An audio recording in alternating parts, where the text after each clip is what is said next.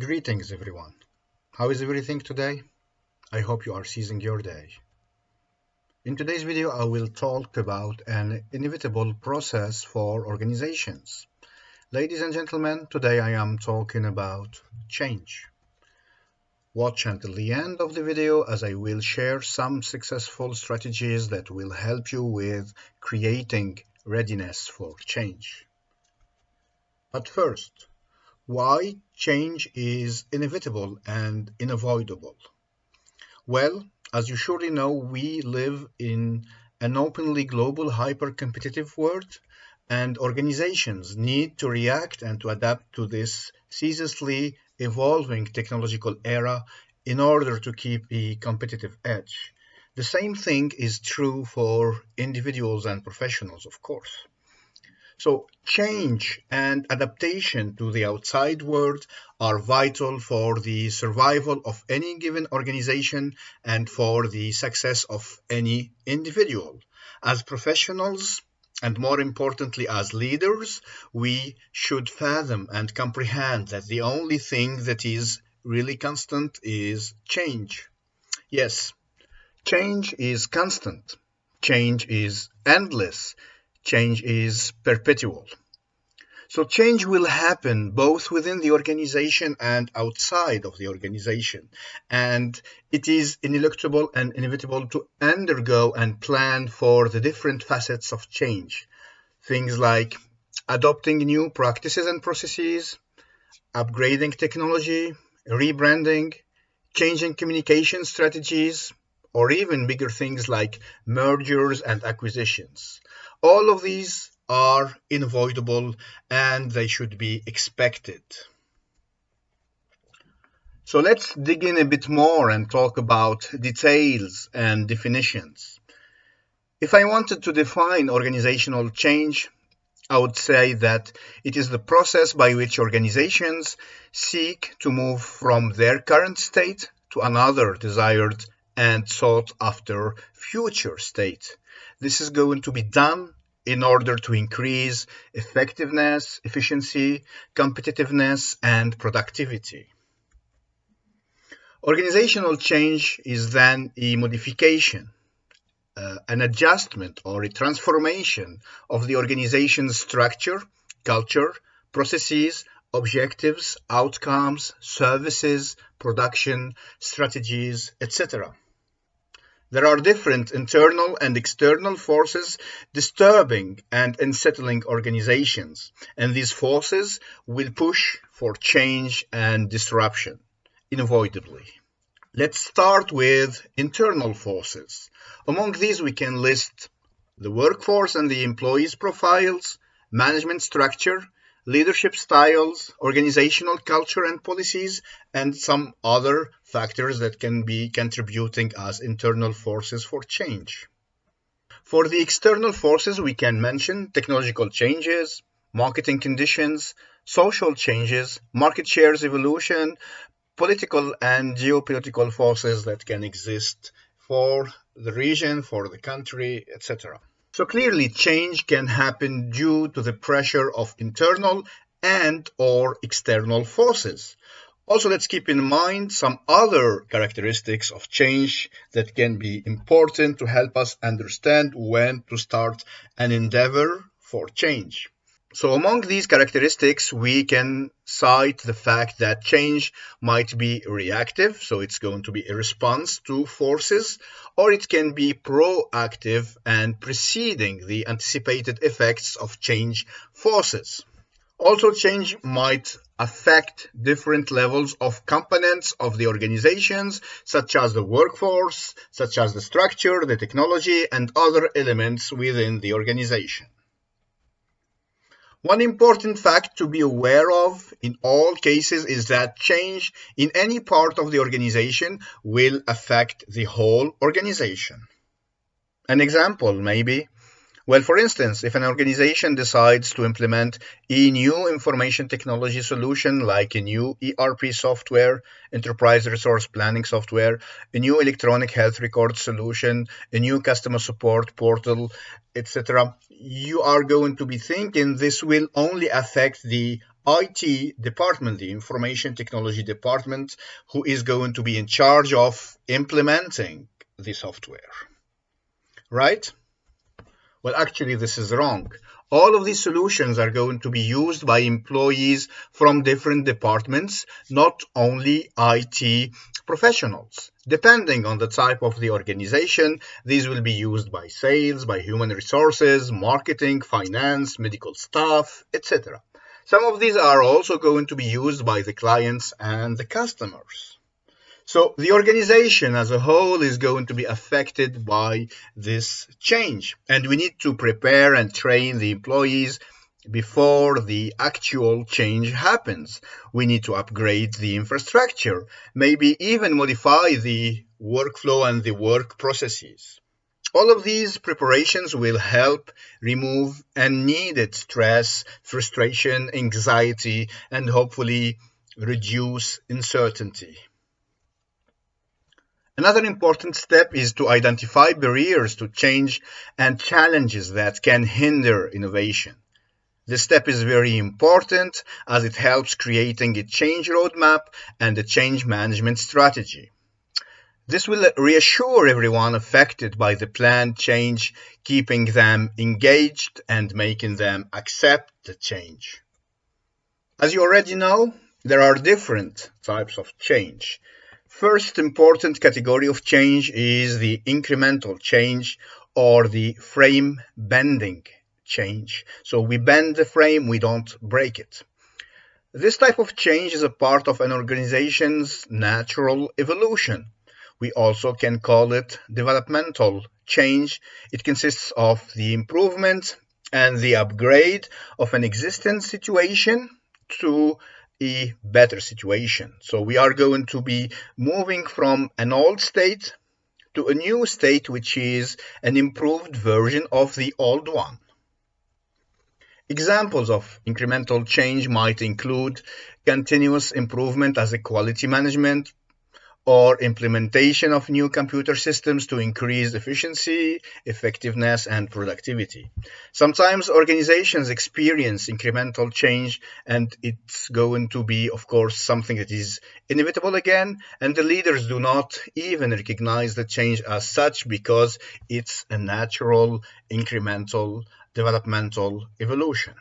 For instance, a software company who adapts to the market and starts creating software for mobile and handheld devices instead of just software for desktops and laptops, this is a type of incremental change. The second type of change is transformational change. Transformational change fundamentally changes the central character of an organization. It is a change which results in a major overhaul of the organization. It's a radical change, a drastic change, and a frame breaking change. It's not just bending the frame of the organization. No, it's breaking the frame of the organization. With transformational change, we have the emergence of a new state completely different from the old one. And what also characterizes this type of change is that the time periods are not easily controlled.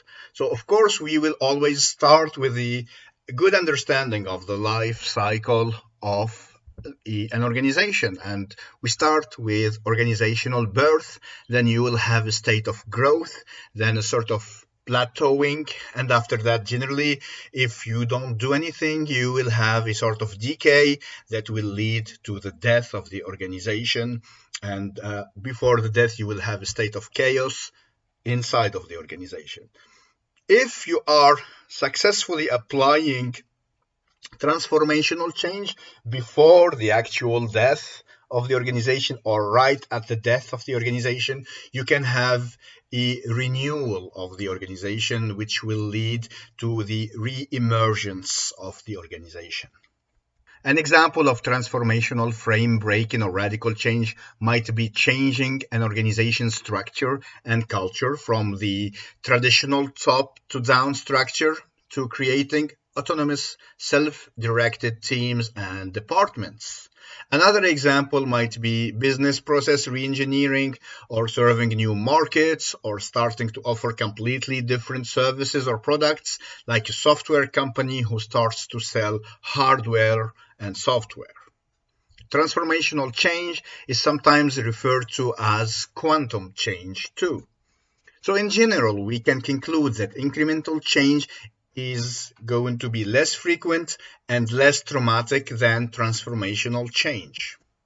The success of both radical and incremental change in organizations depends in part on change agents who are mainly the people, and these are going to be generally the leaders or the organizational champions who take action in order to change the behavior of individuals and systems within the organization. As you might suspect, there are, of course, some prerequisites for successful change, like the existence of a realistic and factual pressure for change.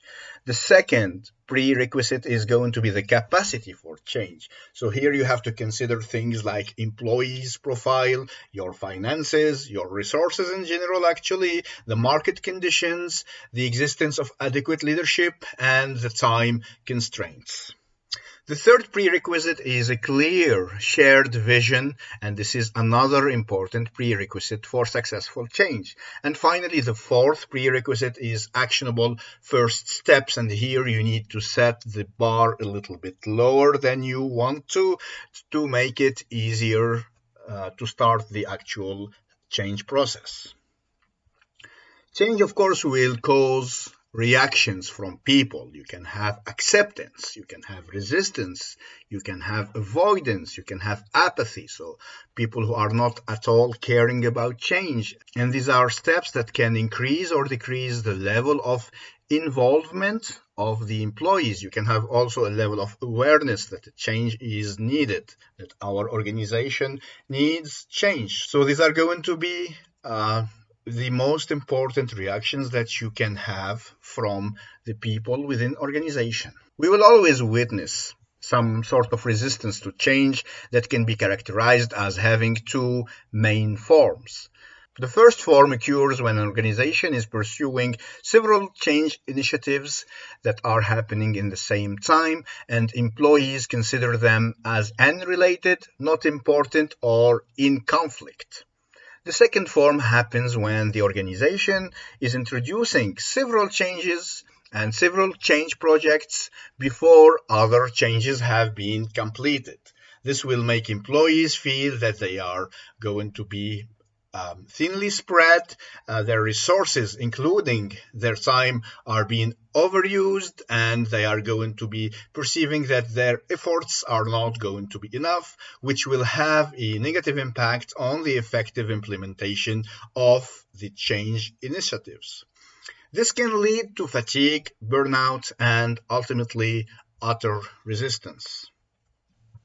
In this context, you have to keep in mind that forming and inducing willingness for change within an organization is crucial.